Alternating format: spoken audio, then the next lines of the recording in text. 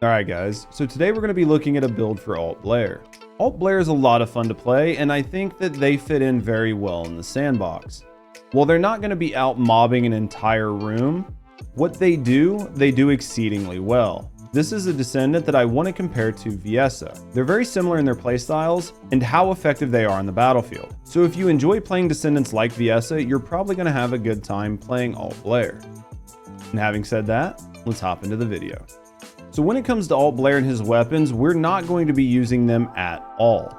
Alt Blair has really good uptime on their skills, and you are going to be rotating their skills the entire time you play them. But having said that, you do need to have a weapon on him, and for him, we're going to go ahead and use Secret Garden. The main reason we're using Secret Garden is because it synergizes well with so many other descendants in the game and in the sandbox, but if you're going to spend time building a gun, you might as well build Secret Garden. And with Secret Garden, we can put triple sprint mods on it, which is going to make Alt Blair feel that much better on the battlefield because it's going to make up for his range on his mods and allow you to move around the battlefield faster and feel more oppressive. So when it comes to the secondary weapon for Alt Blair, realistically, you're not going to be using any guns on him. He is a skill descendant and you're going to have 100% uptime on his skills, so don't worry about what you put here. What I will say is, if you do want to put a gun here, put whatever gun you like to use to do spike damage with. Alt Blair does have MP, so you can use things like ATAMs, and you can always slot in your trusty smithereens or your trusty last dagger to really spike out the damage. But again, at the end of the day, you are going to be playing this man with his skills, and you're going to have enough uptime on them that you're not really going to be switching to this gun very often, if at all. When it comes to his reactor, we are going to go ahead and use a dimensional reactor, and we are going to make sure the optimized condition for this is tac rifle because we will be running Secret Garden. When it comes to the roll down bottom, you're going to want skill crit hit damage and you're going to want duration.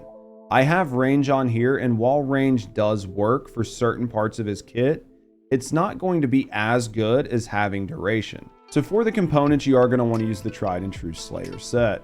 Unfortunately, the new fire components don't seem to be the play here, so just slot in the Slayer pieces that you already have. We do want to focus on trying to get MP and MP recovery on these, as well as HP and defense. So for your aux power, you're going to want max HP and you're going to want MP recovery. For your sensor, you're going to want max MP and MP recovery. For your memory, you're going to be looking at defense and MP recovery. And then for your processor, you cannot get anything with MP here, so just go with like max shield and shield recovery. So when it comes to the inversion reinforcement, we are going to go ahead and go with selective neurostimulation, Arche circulation tactic, and biodensity augmentation. This is going to give you a little bit more max HP while giving you a chance to randomly recover MP. And selective neurostimulation is really just going to help make sure that you're getting 100% uptime on your flamethrower and help to reduce the cooldown on your 4 when it comes time to make those big hits. So for the Arche tuning board, this is actually what I'm going to recommend. You're going to get a lot of additional skill crit hit damage here. You're going to increase your duration. You're going to reduce your cooldown, and you're going to pump that skill crit hit rate and that skill crit hit damage. Now, I do want to say that there is one thing that you need to know about this. This board will get you 100% critical hit rate. If you're okay with having a mid to high 90s critical hit rate, you can actually remove this crit hit node and change this one Arche tuning node to come down here to give you more skill power all the time. So this is one of those things that you can change depending on your playstyle. I'm going to go ahead and go with the 100% crit hit rate, but if you feel like your crit hit rate is high enough, you can go ahead and make that change. At the end of the day, it's up to you, and this isn't that big of a deal, but I did want to point it out just in case you're somebody that doesn't really care but wants that extra damage. For your fellow, go ahead and use the Hagios Sheepdog. The other dog isn't going to net you anything because you are literally not going to use your guns at all. The only benefit you're going to get to this guy is the fact he's going to give you a little bit of extra health and help keep your health topped up. But at the end of the day, like we always say, The dog really isn't that big of a deal on most builds, and this is another one of those builds where the dog you use really isn't going to matter that much.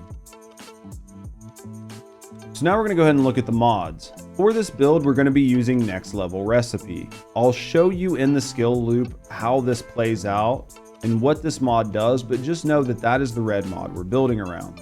What we're going to do here is we're going to try to get our cooldown down. We're going to add a little bit of duration and a little bit of range. Outside of that, we're going to pump a bunch of extra crit hit damage because this build is cooking on crit hit damage. Other than that, we're going to stack whatever additional damage we can get and then put a little bit of additional HP on him. As you can see, this does require a lot of catalysts to make happen. All right, so now we're going to be talking about the skill loop, and this actually is a skill loop. You are going to need to rotate between 3 of your skills in order to keep 100% uptime and really have a lot of fun with this build. So to start out, you're going to go ahead and hit your 1. After you hit your 1, you're going to pop your 3 and do damage with your 3. When your 3 comes off cooldown, you're going to go ahead and hit your 2, and then you're going to go back into your 3. We're hitting our 2 to ensure that our MP stays topped off. And then after our 3 runs out, we're going to go ahead and pop our 1 again. The goal here is to keep 100% uptime on our 1, to keep as much MP as we have, and to keep putting as much damage out as we can with our 3. And as you can see, this is a pretty basic skill loop, but it is pretty effective. You can change this skill loop by popping a 1 and then double popping a 3 and then popping your 2. At the end of the day, you just need to manage your MP. Your 2 gives you MP back, and if you find that using your 1 and 2 3s in a row starts to run you out of MP, you can always switch to doing a 1, a 3, and then a 2, then doing a 3, and then starting your loop over with a 1, a 3, and a 2. The big thing here to keep in mind is your MP. As long as you have MP, you're good to keep pumping out damage. If you start to run out of MP, use your 2 to get your MP back. You get your MP back by having stacks of fire on the ground and then sucking MP out of them. The only other thing you need to know is that you do have your 4, and your 4 does big damage. So when you run into an enemy like a boss who has a lot of damage, go ahead and use your 4. Your 4 is going to hit hard and do big damage. Your 4 does have a little bit of a long cooldown, so do keep that in mind. The main goal of this build is to keep your 1 on the ground and to keep your flamethrower pushing damage out in front of you.